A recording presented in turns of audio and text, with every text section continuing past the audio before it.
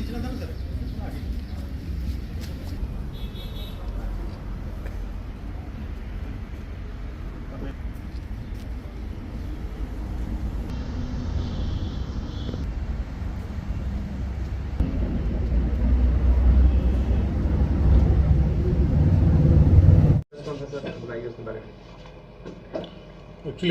पिछले काफ़ी दिनों से राजबाग एरिया और थोड़े जो एडजॉइनिंग जो हमारे कठुआ ये पुलिस स्टेशन में पड़ते हैं इलाकों में ये मोटर बाइक्स की थेफ्ट्स का काफ़ी शिकायतें आ रही थी और उसी सिलसिले में काफ़ी FIRs भी लगी हैं।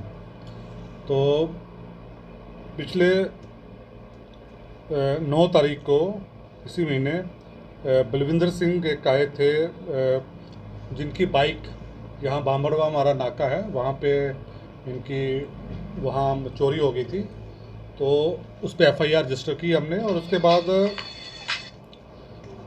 एक जो हमारी DSP जो SDPO बॉर्डर हैं धीरज कटोच इनकी सरबराही में एक टीम गठित की गई और उसमें SHO और जो तारिक और इस पर सब इंस्पेक्टर सुनील ठाकुर तो ये मेंबर्स थे और इस पर फिर बाकी भी जो हमारे सोर्सेज थे ग्राउंड इस पर तो इस टीम ने काफ़ी मेहनत करके और जो ये बॉर्डर एरियाज़ पे हमें जो भी इंफॉर्मेशन आ रही थी तो और जो खानपुर इलाके में फिर हमने 3 जो हैं ये चोर पकड़े गए हैं जिसमें जो मेन मास्टरमाइंड था वो विशाल कुमार था। विशाल कुमार ने अकेले ही कम से कम 15 बाइक्स चोरी की थी और उसका जो साथ दे रहे थे वो सुखविंदर और अभय कुमार ये 2 थे। तो पूरी जो टोटल बाइक्स थी वो 21 बाइक्स थी और उसके साथ ही 10 मोबाइल स्मार्टफोन्स इन्होंने ये चोरी किए हुए थे और उसी पे FIR रजिस्टर की गई और अब इनिशियल इस पे है इन्वेस्टिगेशन उस स्टेज पे है और हमें आशा है कि इनका जो ताने बाने हैं वो बाहरी गिरोह के साथ भी हैं और कठुआ में भी काफ़ी हमें ये रिकवरी हो जाएगी इसमें। सर जिस तरह से मोटर बाइक्स पकड़ी गई स्थानीय लोकल एरिया से पकड़ी गई या फिर स्टेट या इंटर डिस्ट्रिक्ट बाहर से पकड़ी गई? ये मेन जो हमारी बॉर्डर बेल्ट है वहाँ से पकड़े गए हैं। अब ये क्या मोडस ऑपरेंडी करते हैं कि ये एक तो चेसी नंबर को मिटा देते हैं और नंबर प्लेट भी चेंज करके और फिर ये सस्ते में बेच देते हैं।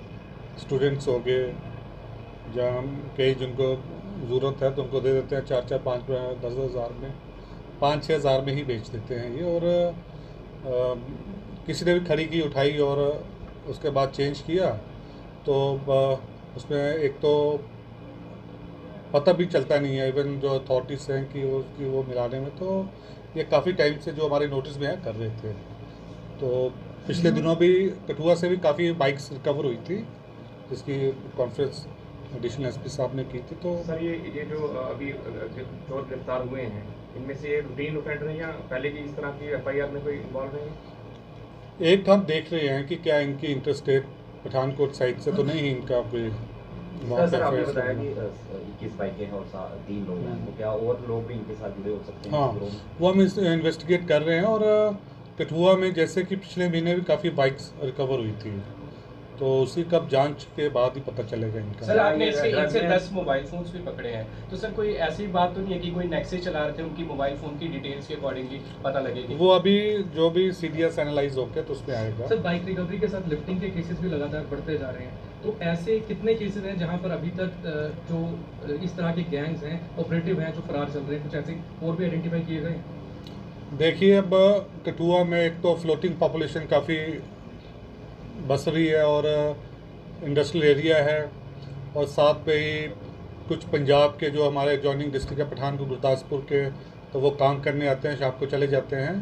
तो उसी में ये जो चोर वगैरह हैं इन इलाकों के वो भी आके जो हमारे जैसे कि आप देखते हैं कि एक हमारे जो पार्क्स हैं कठुआ में मेन एक तो CTM पार्क है और एक ड्रीमलैंड है तो उस पर लोग आते हैं गर्मी की वजह से शाम को। तो CTM में तो स्टार्टिंग में काफ़ी ये केसेस हुए थे। सर टीनेंट्स को लेकर भी एक जो एडवाइजरी है वो जारी की गई है?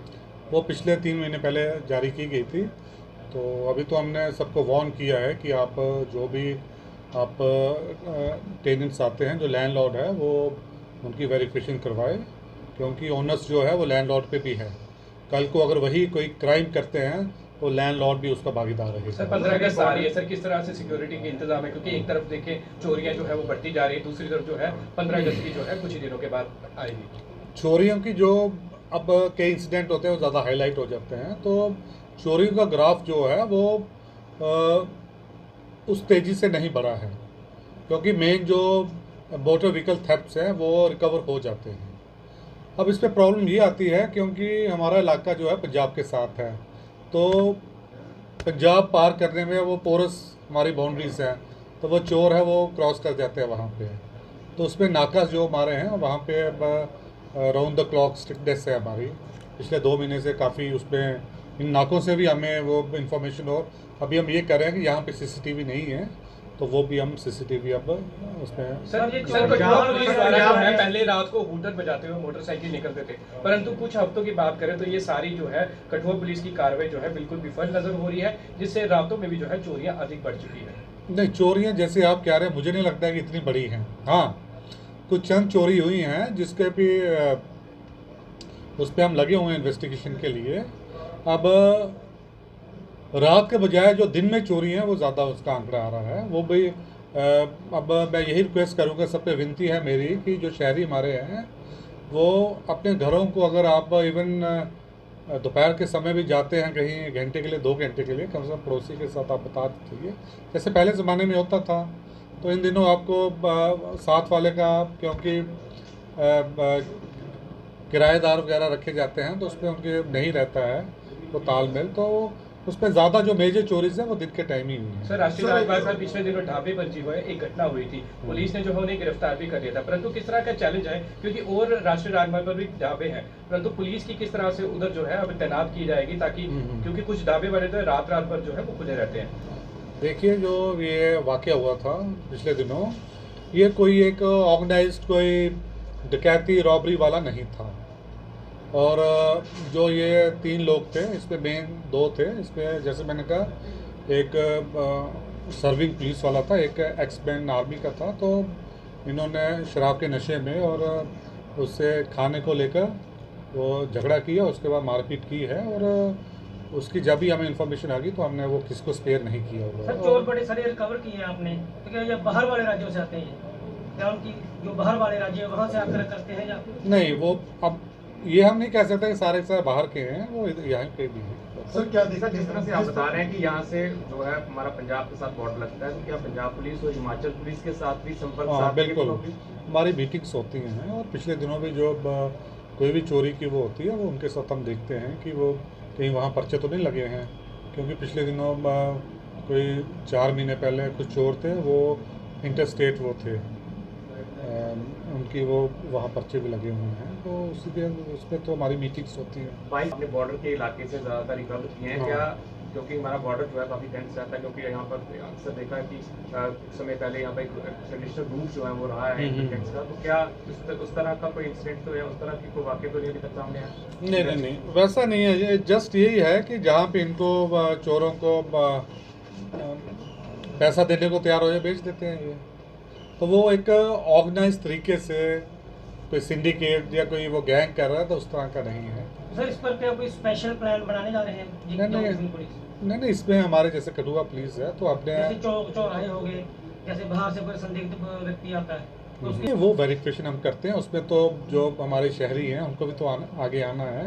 अगर आपको भी कोई संदिग्ध अवस्था में कोई मिलता है या कोई ऐसा है जिसकी आपको शक शुबा है कि इसकी हरकतें ऐसी है, तो वो हमारे पुलिस के नंबर्स हैं, स्पेशल हेल्पलाइंस हैं, वहाँ पे आप इतला दीजिए हमें, तो फिर हम कार्रवाई करेंगे उस पर, और हमारी भी अपनी जो हमारी पेट्रोलिंग वगैरह है वो भी नज़र रखे। सर नशा एक मुख्य कारण माना जाता है, हर बार देखते हैं चोरी में, तो नशे पर कठुआ पुलिस की तरह किस तरह से कार्रवाई जो है वो कर रही है? देखिए, जो नशे का वो है, वो नशे का अब जो ये समस्या है ये सिर्फ कठुआ तक ही सीमित नहीं है, ये इंटरस्टेट और पूरे हिंदुस्तान में ये नशे का जाल फैल चुका है, और इस पर काफ़ी काम हुआ है और हो भी रहा है। कठुआ में भी अब जो ऑर्गेनाइज तरीके से या कोई आके माल बेचते थे, अब उनके भी नकेल कसी गई है, और अभी 90 के करीब इसी साल FIR लग चुकी हैं।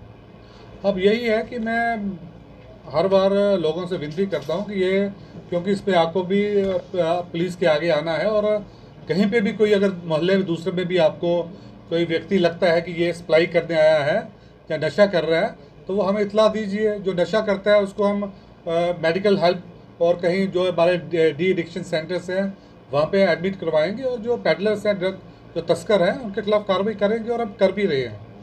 मगर इस पर जो भागीदारी जो हमारी आम जनता की होनी चाहिए वो उस तरह के नहीं है, क्योंकि हर जो हमारा सिटीज़न है वो ये तो बोलता है कि समस्या बड़ी है नशे की, बट आज तक बड़े कम हैं जो आते हैं, हाँ जी ये जो लोग हैं ये बार बार यहाँ पे नशा बेच रहे हैं। भाई नशा बेचने की जगह तो होगी, चौक होगे, हम इतला दीजिए, मुझे दीजिए। मेरा जो मोबाइल है वो 24 घंटे खुला हुआ है आपके लिए, तो आप व्हाट्सएप पे कीजिए, और हमने एक स्पेशल हेल्पलाइन भी जारी की हुई है, तो उस पर आप व्हाट्सएप कीजिए, हम नहीं पूछेंगे, गोपनीय रहेगी सारी इन्फॉर्मेशन। सर एक अहम सवाल रहेगा कि जिस तरह से बाहरी राज्यों के लोग यहाँ पर रेडी फड़ी लगाते हैं और भी कुछ काम करते हैं, क्या उनकी आइडेंटिफिकेशन आज तक पुलिस ने की है? वो अब हम उस पर कार्रवाई कर रहे हैं। पहले जैसे मैंने कहा वो टेनेंट वेरिफिकेशन का हिस्सा है, क्योंकि जो रेडी फड़ी लगा रहा है वो कहीं रह रहा है, और अभी पिछले दिनों हमने एक FIR भी लगाई थी, तो अभी हमने ये स्टार्ट कर दिया गया। अब स्ट्रिक्टली करेंगे, क्योंकि पहले हमने इनको समझाने का किया कि भाई जो भी, क्योंकि जो ये रह रहे हैं, जो झुग्गियों में रह रहे हैं, वो तो कोई यहाँ के निवासी वही उनको प्रोवाइड करवा रहे हैं। सर 15 अगस्त भी आने वाली, किस तरह से हाँ, तंत्र को किया गया? तो इस पे हमारे जो हर साल की तरह जो हमारी सिक्योरिटी, वो क्योंकि अभी यात्रा भी चल रही है, नो डाउट यात्रा जो है उस पर कमी आई है, बट जो